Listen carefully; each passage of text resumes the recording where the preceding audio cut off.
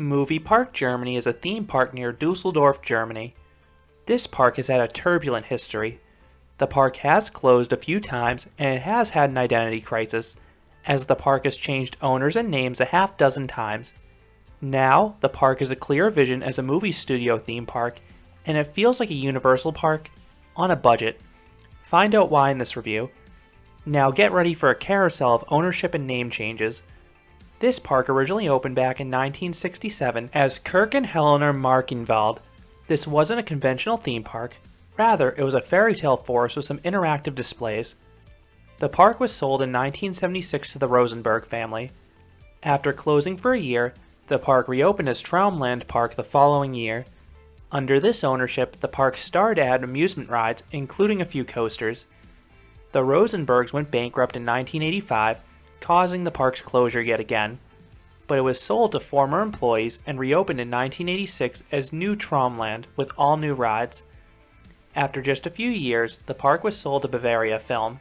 The park was closed yet again and completely remodeled. It reopened in 1992 as Bavaria Film Park, but the park closed after just 1 year due to poor attendance. After seeing the success of the Universal parks, Warner Brothers was intrigued by the prospect of a theme park filled with their IPs. Warner Brothers had some experience in the theme park industry because they had been leasing rights to the Looney Tunes and DC superheroes to Six Flags for years. So in 1994, Warner Brothers purchased Bavaria Film Park and had spent nearly 2 years completely renovating it. The park reopened in 1996 as Warner Brothers Movie World Germany, and it saw much greater success than the site's past iterations. Families praised the park for its theming. In 1999, Premier Parks acquired the property. Shortly thereafter, Premier acquired Six Flags. Premier kept the Warner Brothers Movie World name, but they shifted the park's focus from families towards teenagers and thrill seekers. This led to an attendance decline and the park was sold to Star Parks in 2004. This was the same group who owned the Walibi parks for a while. This led to the park being renamed Movie Park Germany, and the name has stuck ever since. The park did have to remove their references to the Warner Brothers IPs. Many rides were simply renamed, while others like the Batman simulator were completely changed. Then in 2010, the park was acquired by Parques Reunidos, who has operated the park ever since. Their 12-year ownership has been the longest time period this park has gone without changing hands, so the park now has a clear vision forwards. Movie Park Germany feels like the cross of a Six Flags park and a Universal park.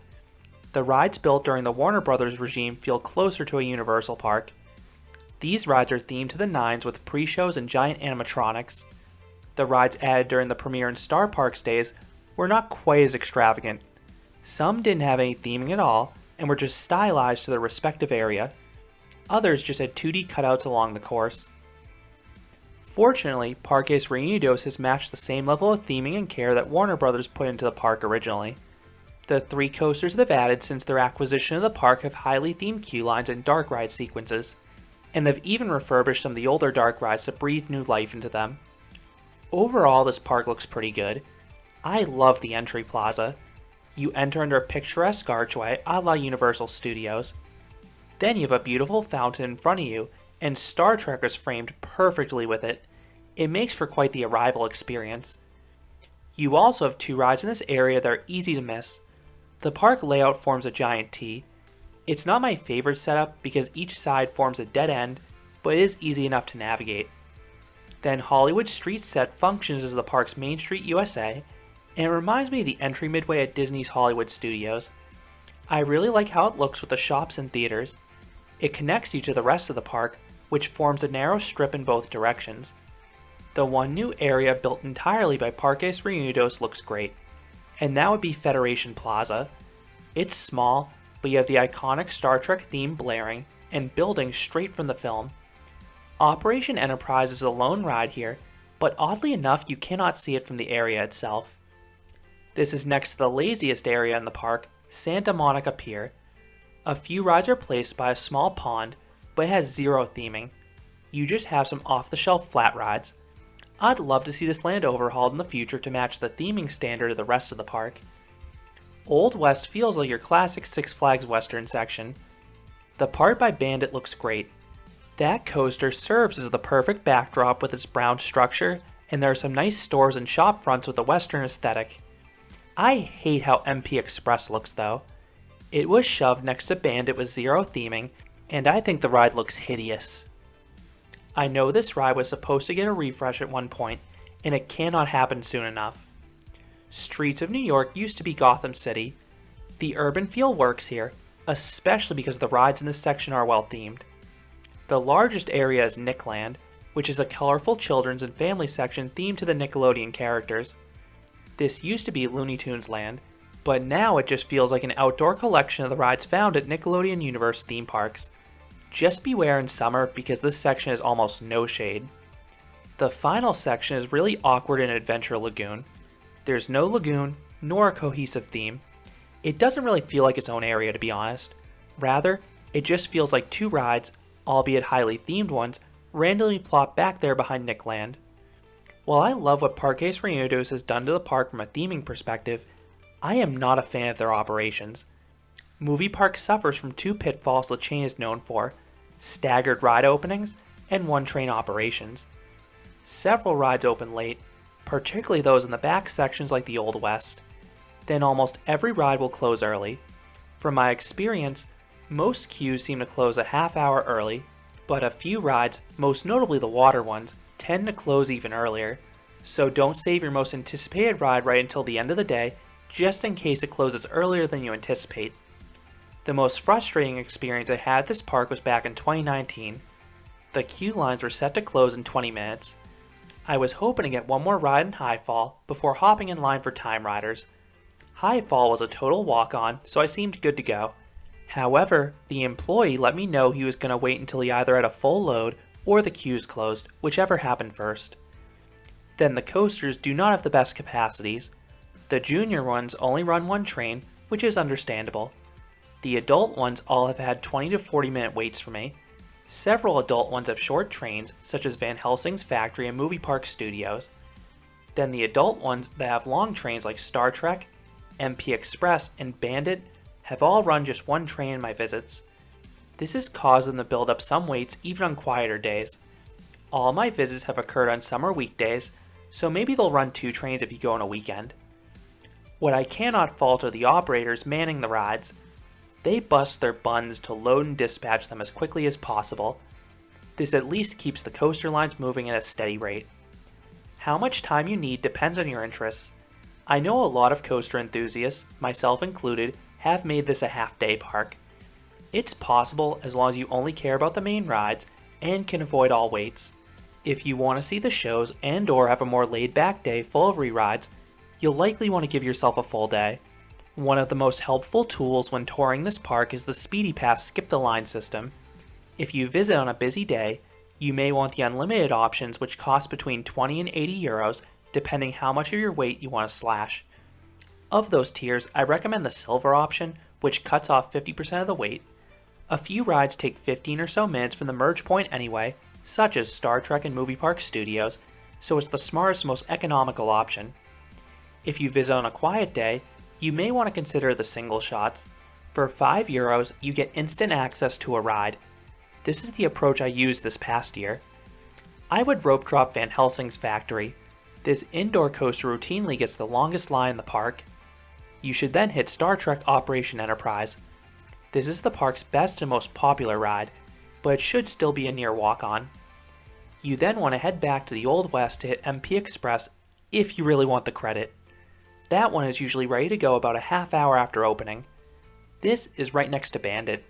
You want to be one of the first people on Bandit when it opens, which is usually an hour after opening, because that coaster usually gets a lengthy line fast. This approach will allow you to ride the 4 busiest coasters with minimal to no wait. You may encounter some waits on the opposite side of the park, so that's where those single shots can come in handy. Now let's talk about that ride lineup. Movie Park Germany has 8 different roller coasters. You have 1 junior coaster, 4 family coasters, and 3 thrill coasters. I think their family coaster offerings are exceptional, but the park's thrill coasters are a bit lacking overall, especially because 2 of them are pretty bad. The best and most thrilling coaster here is Star Trek Operation Enterprise. This mock multi-launch coaster doesn't have the most kick on the swing launch sequence, but the elements around it are great. I love that twisted spike. It's full of hang time and super disorienting. Then the main layout has 3 inversions chock full of hang time, and you also have some airtime moments too. And if you're a Star Trek fan, you'll be geeking out from the props in the queue line and the replica of the Enterprise bridge, but check out my review for the full play-by-play. Then you have the Gauntlet of Pain in the Old West with MP Express and Bandit. The latter has been called the world's worst wood coaster by some, but I don't think it's that bad. This is RCCA's take on the classic Coney Island Cyclone. It's not excessively rough minus 2 valleys, but instead of offering killer airtime and laterals like the original, it's a slow and poorly paced mess as I cover in my review. If this park ever RMC'd this ride, it would elevate this park to a whole new level by giving them the signature thrill coaster they need and deserve. MP Express is vile. I honestly do not recommend riding this invert. It is among the worst Vekoma SLCs. It is an intense blur of inversions, but it will smash your head mercilessly. This park has 2 of the best indoor coasters you can find anywhere. Van Helsing's Factory is a Gerstlauer bobsled. The ride has modest height and speed, but has some deceptively wild moments.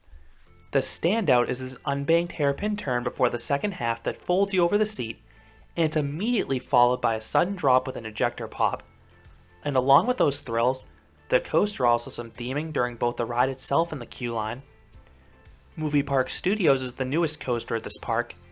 The queue line features all sorts of Easter eggs for the park's history. Then the ride itself has an intimate multi-dimensional coaster with a backwards bit and a launch. The coaster section is pretty tame, but the strong theming start to finish makes it a memorable experience. The other 2 family coasters are located in Nickland. One is Ghost Chasers, which is a mock Wild Mouse. It has the usual blast of laterals in the first half, and some weak airtime in the second half. Jimmy Neutron's Atomic Flyer is a Vekoma suspended coaster. The layout is pretty tame, but the ride is very smooth, and I love how open the restraints are. Then for the youngest guests, you have the Backyardigans Mission to Mars, which is an off-the-shelf Vekoma roller skater. It is gentle, but it's comfortable even for adults, which cannot be said for all the junior coasters out there. Water rides are another thing this park does well. There are 2 standouts that feel more like dark rides in my opinion. These aren't soakers, so you want to ride these regardless of how you traditionally feel about water rides. Area 51 is an intimate boat ride through a mountain. You pass some grand alien set pieces. The drops in this one are super shallow, but that's fine because of how strong the theming is. Excalibur is an intimate river rapids ride. As a rapids ride, it is pretty poor. The rapids in this one are super tame, and I barely got more than a sprinkle. However, the ride excels if you view it as a dark ride. You have some giant rock statues and figures as you move through the layout. Another notable water ride is Dora's Big River Adventure. This Zamperla flume looks cool as it works its way around a mountain. The drops are okay, but know that you will get drenched in this one. The tunnel after the first drop reflects the splash right back onto you. Another drencher is SpongeBob Splash Bash, which is a cartoony splash battle. Then you also have Pier Patrol, which is one of those rare Zier water whips. Moving on to the dark rides, Movie Park honestly covers this category better with their coasters and water rides, but you still have some stragglers. Time Riders is a very jerky motion simulator. I do like the visuals, and there are 2 really cool pre-shows leading up to the main event.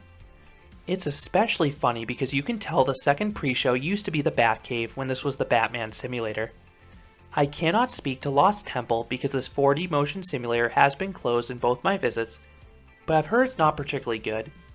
Finally, you also have a 4D theater showing some Looney Tunes skits. Most of the flat rides of this park are aimed towards kids and families, so they're understandably in the Nickland and Santa Monica Pier sections. But you do have 2 notable ones for thrill seekers. High Fall is a terrifying 20-story tall intimate drop tower. This ride features stand-up floorless seating like Six Flags Over George's Acrophobia. This leaves you extremely exposed when you drop, and that plunge is exhilarating, offering a good freefall sensation. I do wish this ride still tilted like Acrophobia, but that function has been disabled or broken for quite some time. New York City Transformer is a Huss Topspin, which is a ride type that's becoming increasingly rare. You get hang time on the slow flip, and then you get a series of faster and more forceful flips. Now I've focused on the rides of my visits, but I've heard this park is a stunt show that should not be missed between the action sequences and the crazy car chases. My visits have only taken place in summer, but I've also heard this park is an excellent Halloween event, so this may be the best time to visit the park if you're local. I also cannot speak too well on the food because I prioritize rides during my time here. So do I recommend Movie Park Germany? Yes, I do. It's not one of the top tier parks in both Europe and Germany, but it does a lot of good things with regards to theming. There are a handful of great attractions that would fit right in a Universal park. Their top coasters and water rides blend engaging ride systems with wonderful theming to deliver a full package experience. I think this park does a really good job for families now, but for thrill seekers, I just wish there was another quality thrill coaster or two to complement Star Trek. And I also wish this park had better operations, both with regards to opening times and capacity, but this ultimately is a solid park.